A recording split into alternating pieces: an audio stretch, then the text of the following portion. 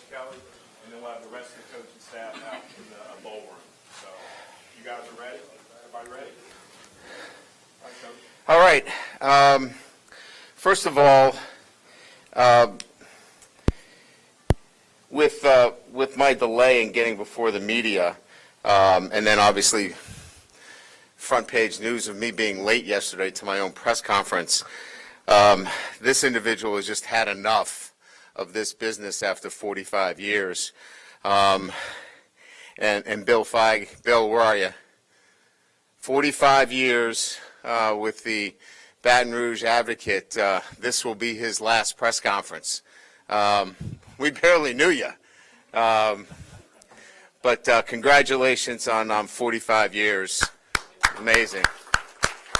I'm sorry that we put you out that you had to retire waiting for a football coach, but good way to go off, right?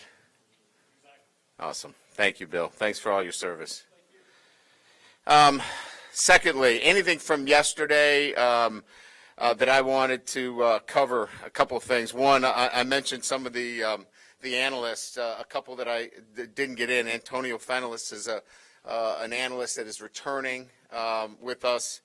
Outstanding young coach that will be working with our defensive backs. And I know you probably have a release on this, but I wanted to make sure I gave him his due because really impressed with him when I got a chance to observe him and his work during the bowl game. And then we just hired Pat Hill from Nicholls State to be working as an analyst with the defensive line. So glad to have him on board as well. So just a couple of housekeeping items from yesterday relative to staff. I think the overriding theme yesterday, right, was about experience. Certainly the ability to recruit, and then certainly from my perspective, winners, all part of winning programs. And that theme is going to continue to be heard today. I think you'll also see that a lot of these coaches have great ties to the state of Louisiana, in particular on this side of the ball, and to New Orleans as well, the city. So I want to begin with our offensive coordinator, Mike Denbrock. When we talk about experience, certainly as a coordinator, unprecedented success this year at Cincinnati. An offense that led in many categories, the development of a quarterback in Desmond Ridder, being one of the better quarterbacks, if not the best in the country, and what he did this year. An offense that, really is, from my perspective, one that is physical, which you're going to see are the tenets of the kind of offense that I want to show here at LSU. They've got to be athletic, and we've got to get the ball into playmakers. With Mike does a great job of highlighting the playmakers within the offense. But also, they've got to be disciplined and smart on offense as well. But I think it starts with that basic premise of having an offense that displays its physicality, highlights the playmakers and the athleticism on the offensive side of the ball, and then has a disciplined approach to things, and quite frankly is a smart offense, and the way things are managed. And Mike does an incredible job of that. He's been with me before and coordinated offenses and defenses. Mike was a heck of a defensive coordinator for a very short period of time. But again, it goes to the ability to coach and teach and communicate and know the game. And Mike knows the game very well and is an outstanding recruiter. And again, I think when we talk about coordinators, it's not about what they know. It's about, getting feedback. It's getting the entire staff part of what we do on a day-to-day basis. And so we're not leading as much as we're helping and enabling and getting the best out of everybody on that staff, and Mike will do a great job there as well. Our associate head coach and also will be coaching with the running backs is on his second tour here, and that is Frank Wilson. Sometimes I'm hesitant even sometimes to bring this up because I think it marginalizes Frank in some respects. A lot of people talk about Frank as a recruiter. He's much more than that. Recruiting is only part of this, and to be on this staff, you have to be more than just a recruiter. Is he a great recruiter? Absolutely. To be a great recruiter, you have to be great with relationships. You have to be organized. You have to be detailed. And you have to be able to follow up and close. And he certainly does that. But, he's somebody that knows the game technically and tactically. He's somebody that you want to be on your staff because he's got great communication skills. He's somebody that is well respected in this community and throughout the country as a man. And I think, what's important to know is he's a head coach. He knows ball on both sides of the ball, understands it, and that's important. So I want to be careful sometimes that we talk about one aspect of a coach, and certainly we all have our own strengths and weaknesses. I know I do, and I try to work on them, and we all do, but he's much more than just somebody that can recruit. That is part of what he's done, and he's done it at a high level, but he brings a great resume of experience as a coach, a teacher, a mentor to this staff. Our passing game coordinator and wide receiver coach, Cortez Hankton. And again, we all know about Frank's connection to New Orleans, where he was born and brought up. Cortez as well from New Orleans. Obviously the pedigree that Cortez brings is outstanding as a player and certainly an NFL player who had to make his own way. He was a free agent that had to earn his stripes. Nothing was handed to him, and that's what really attracted me to Cortez. He's earned it. He started as a volunteer coach, has worked his way up through the Ivy League coaching, and then obviously just this past year coming off a national championship at Georgia. I think what's even more impressive is the work that he does in the community, the work he does with young student athletes, those that are underprivileged, certainly the Cortez Hankton Family Scholarship Fund. He's other-centered. He gives back as well. And so not only do we have an outstanding coach, we have an outstanding person, somebody that's other-centered.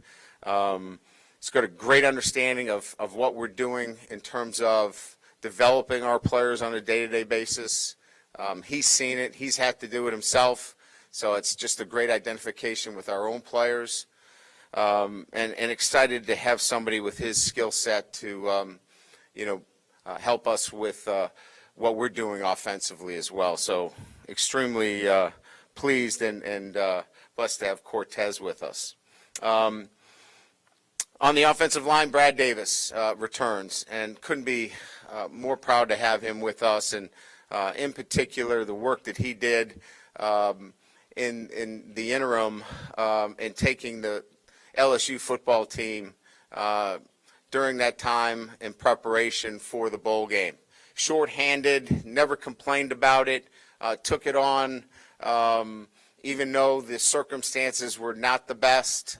He looked for a positive in everything that he did on a day-to-day basis, and tried to make the best of it. And that's what you're looking for, is how do coaches handle adversity. It'd be easy to point the finger and it was somebody else's fault. That never was part of what he did on a day-to-day basis. He took on the challenge of that position and looked to make it as positive as he could on a day-to-day basis.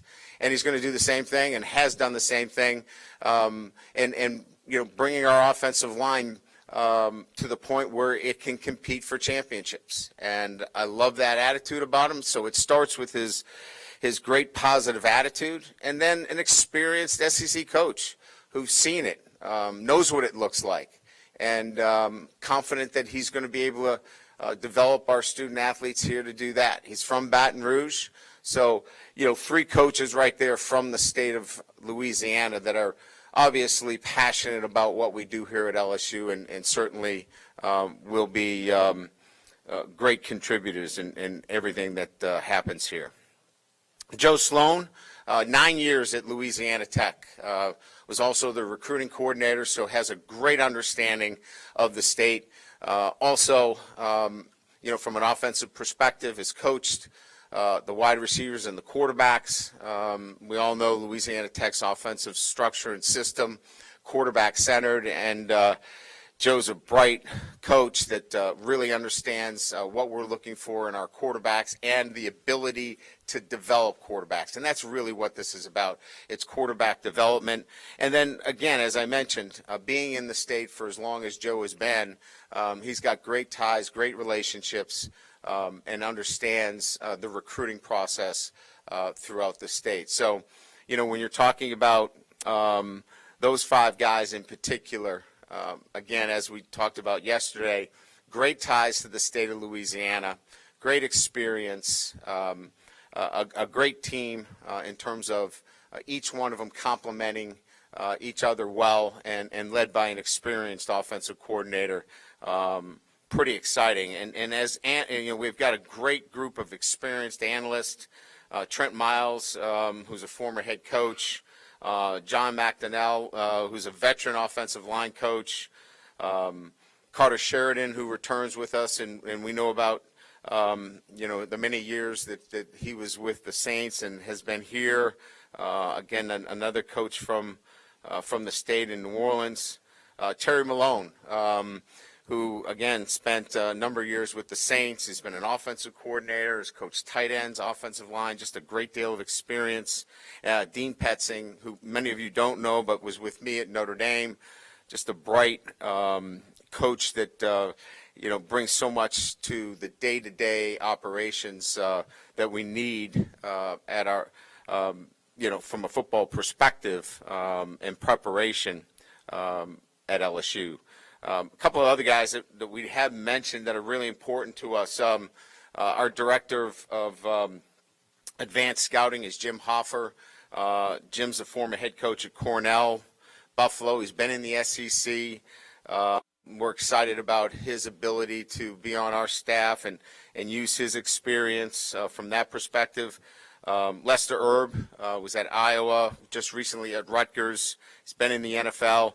He will be the analyst in special teams as well. So just really excited about the staff, its makeup, and then, again, as we've talked about, experience, recruiting, winning coaches, the ties to Louisiana, the commitment to pulling our base, all of those things coming together as really the most important things in terms of putting the staff together. So, as I stand here before you today, we've got a lot of work to do, but we're excited about the challenges in front of us and developing the players here at LSU, and we'll get a chance to do that for the first time when we talk about football in itself in March when we begin our spring practice. So with that, I'll open it up to some questions, and then we'll get to Coach Denbrock. Anything from yesterday that stands out other than parking news, I'll be happy to answer, and then we'll move on from there. That was a joke. God, it's a rough crowd. I'm going to have to tone it down with you.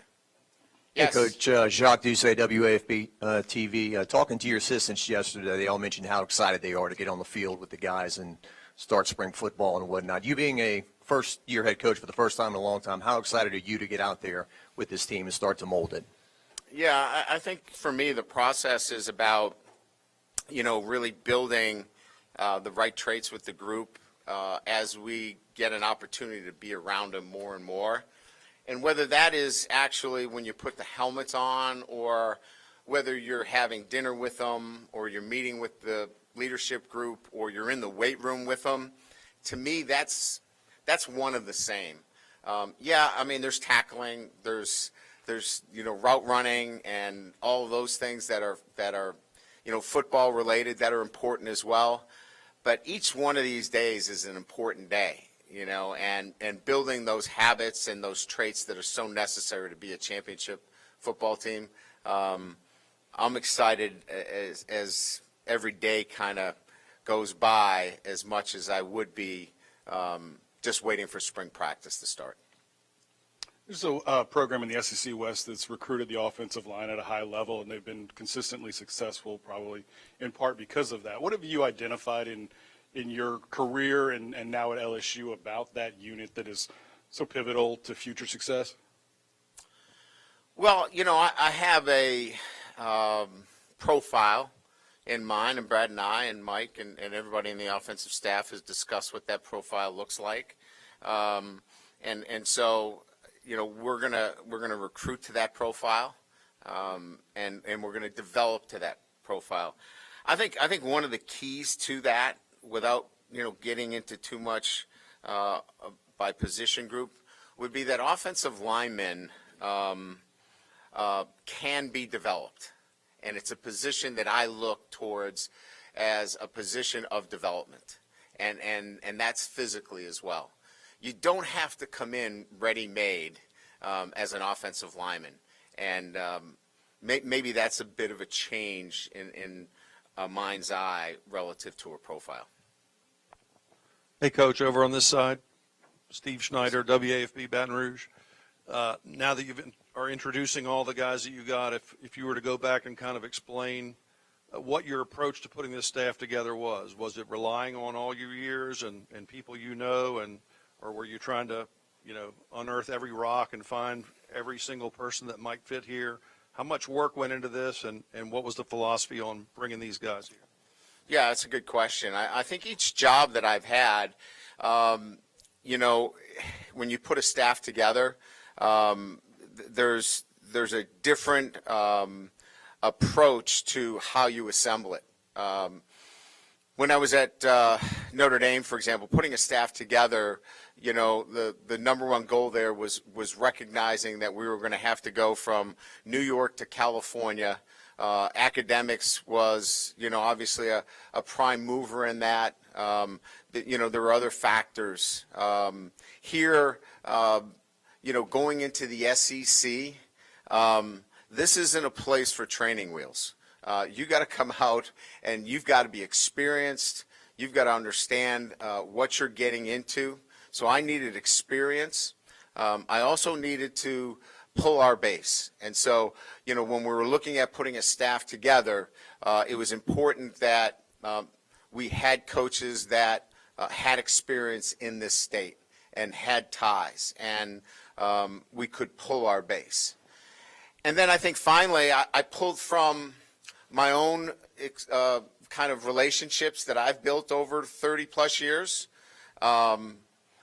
I relied a little bit on some relationships that Scott Woodward has in his network and his administration at LSU. And quite frankly, my agent has a number of assistant coaches that are under his charge and, that he represents that give me that kind of Rolodex, if you will, in those three buckets. Hey, Brian, Brody Miller with The Athletic. You've delegated play calling duties the last few years. Will that continue with Mike? And regardless, just how do you imagine your dynamic between the two? So let's get this clear. I call all the really good plays at the outset. Delegating those responsibilities was not very difficult for me because, for my time, it was so important that I spent more time with the players on a day-to-day basis. And so if you're in meeting rooms and you're tied up most of the day, with the other things, the collateral responsibilities that fall on the head coach, it's very difficult to build the kind of relationships you want with your team. So it allows me to be in the training room. It allows me to be at meal. It allows me to do other things and build those relationships with our players. Now, look, I'm still responsible for the football. The head coach is responsible. So this is not a detachment from anything. I'll meet with our coordinators. I'll be in offensive meetings and defensive meetings. But there's a difference between full detachment and still as the head coach, be responsible for end-of-game situations, timeouts, appropriateness relative to fixing things, as they go, and I'll still be involved in those things. Yeah, Brian, right here. Ron Higgins, Tiger Details. Understanding that offenses, have, I guess, advanced the past few years. Games more plays are being run. It's more wide open. About how many points do you think you need to average ballpark to win conference and national championships? Yeah, it's really a difficult question because it depends what's happening on the other side of the ball, right? If you're playing an offense that, is similar in the sense of, that they want to run the football and they want to keep it close to the vest and they want to eat up the clock and they're going to huddle, then, obviously that margin would change. If somebody is trying to push the ball vertically and run fast, then it changes the margin in the way you play. I think to be tactical and understanding the game is so important as we talk about advanced scouting, because then that's what I'll talk to my coordinators about, because at the end of the day is how do we win the game? Many times, people look at, what's your yards per game? What do you throw for? How many points do you score a game? I've always focused myself on one thing and one thing only, and that's winning. And how do you win? So I'm going to manage the game accordingly. If I feel like this is a game that we have to score a ton of points, then my defense is going to understand that too, because they need to be part of that process. If this is a game that we feel like it's going to be because of the opponent, that we're not going to need to score, a ton of points, then we'll all be in that together. And that includes special teams as well in terms of what we do. Analytics plays a role in this now. Are you going for it on fourth down? Are you punting it, to pin an opponent? Bottom line, I know this is a lot to a question, but I think for me personally, it's how you win the game more so than what the stats look like.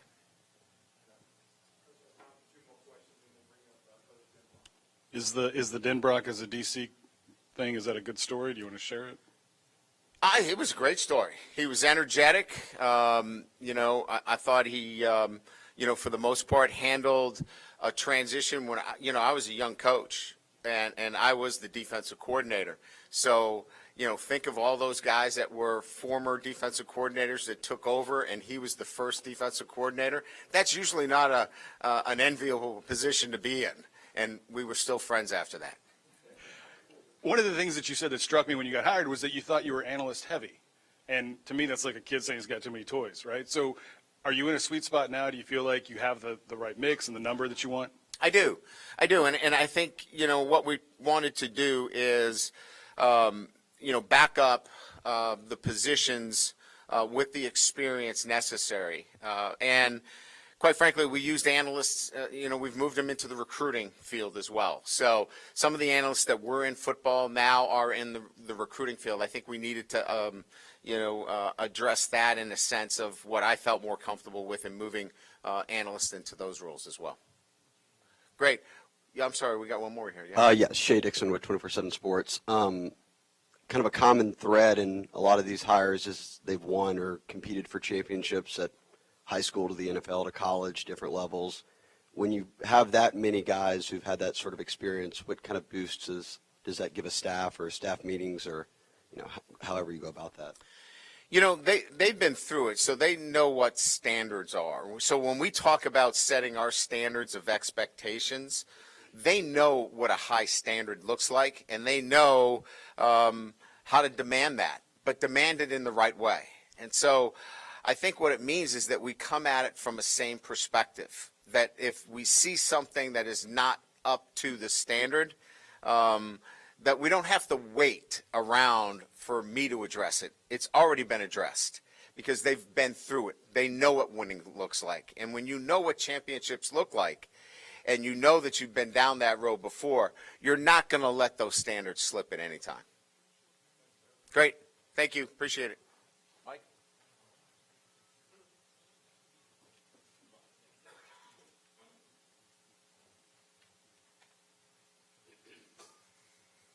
First off, thanks to everybody for being here. I am incredibly humbled to be associated with this great university and in particular in charge of LSU's offense and responsible for the production that we put on the field and the coaching that these guys receive. It's just something that is a dream job when it comes in my mind, and something that I've worked very hard for over the course of my career. I believe I've prepared for, and am very, very fortunate and grateful to be standing where I'm standing today and have an opportunity to talk to everybody. It's very easy for me to feel comfortable in this role, mainly because of the other men that are in that room with me.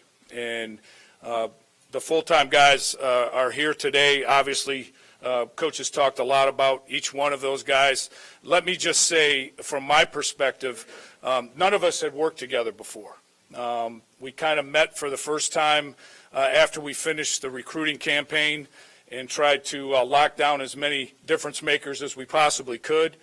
And walking into the offensive staff room for the first time with these guys was like walking into a room with people that I've known my whole life. And that is so important, I think, not only that our players understand the relationship that we have and how we work together, but what makes that possible is that these guys being great recruiters, great football coaches, that to me is an awesome piece of it. What they are is great men. And when you assemble a staff like that, as Coach Kelly has, you give your players the best opportunity possible to be good at what they do, and not just good at what they do, but great at what they do. So the foundation is being laid, and that continues with our players even as we speak. They're in the weight room grinding. We got them out in the indoor facility running. We've got them on the practice fields running. They're putting some blood, sweat, and tears into it as we stand here and talk to each other. Now, what's been impressive to me about our group of players in particular is they're not afraid to put their heads down and grind. And that's what it's going to take to get us back where we need to be, and really to LSU's rightful place atop the college football world. And that's the goal. And I think Coach Kelly's been very clear at stating that. We understand what the expectations are. We're not afraid of them. We're going to embrace it. We're going to work every day to make sure it becomes a reality for the people that love LSU football. As an offensive staff, we're going to do everything that we can in our powers from sun up to sundown to make sure Saturday nights in Baton Rouge we light this stadium up with the excitement that the LSU fans expect. With that, I will open it up to some questions.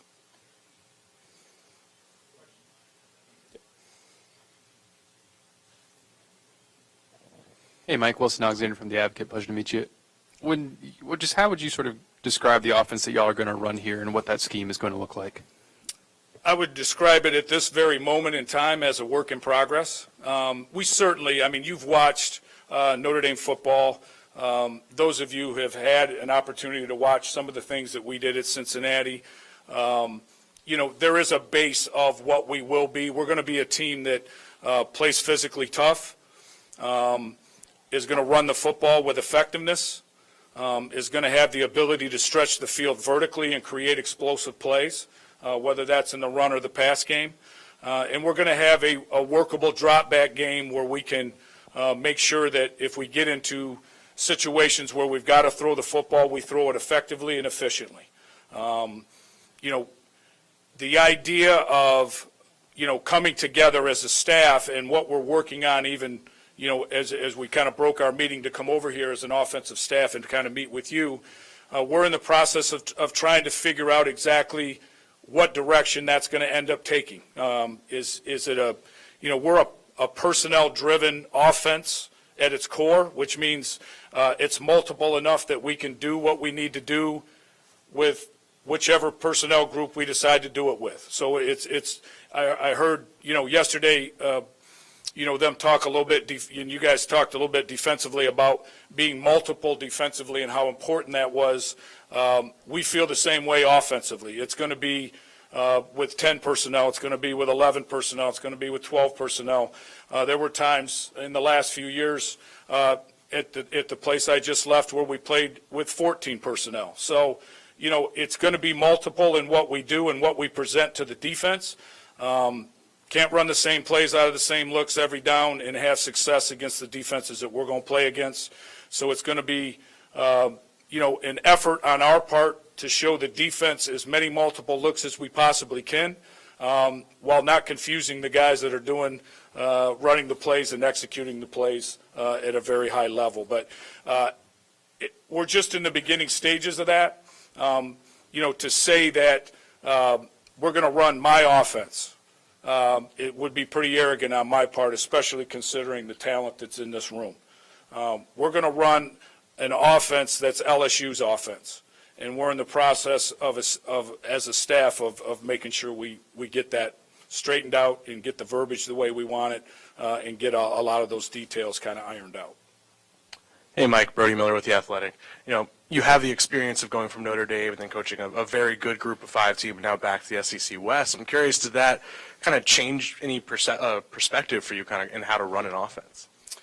I don't know that it does. I think it's got a lot to do more in my mind with a lot of the things that Coach Kelly talked about, getting the ball in playmaker in hands in space, allowing them to be productive within the framework of what you're doing.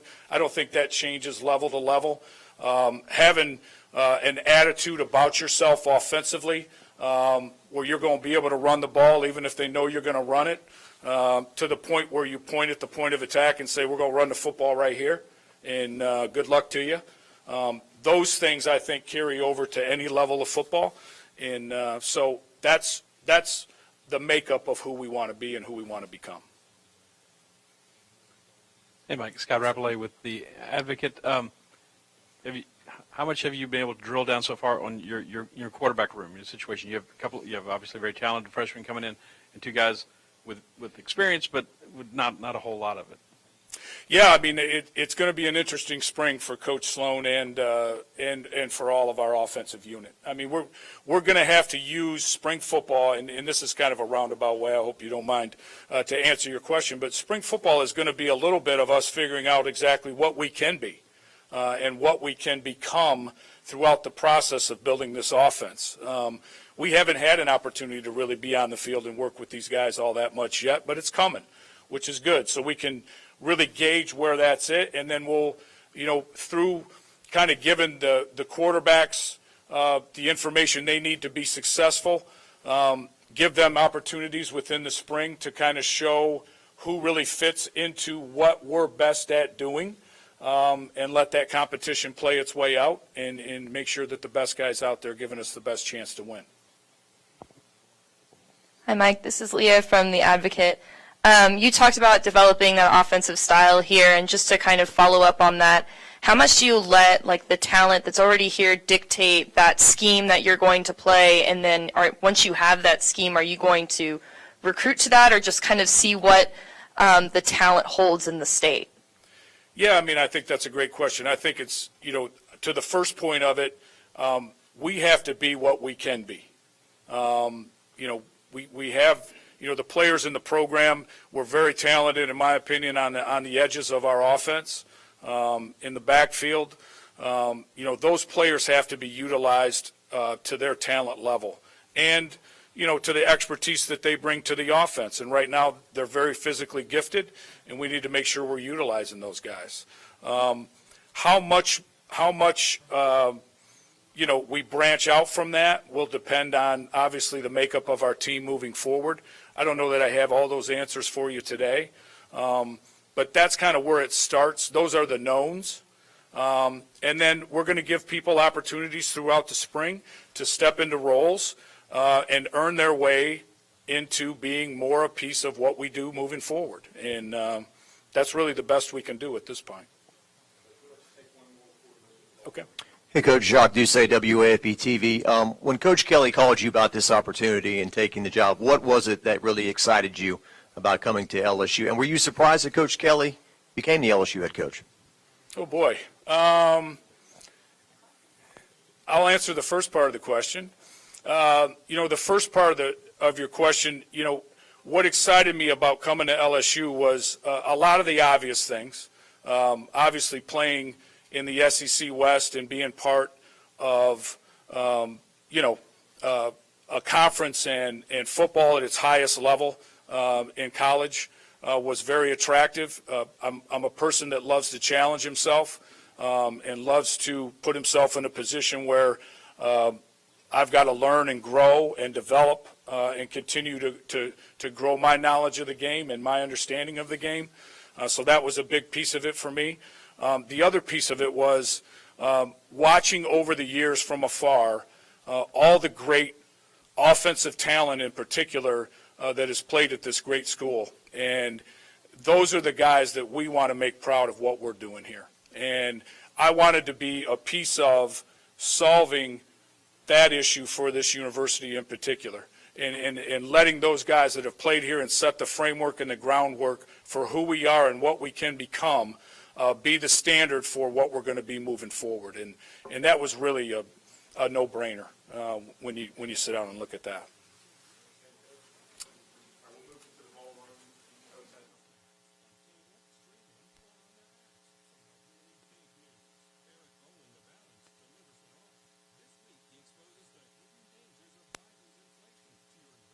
Your home, even your Social Security and Medicare.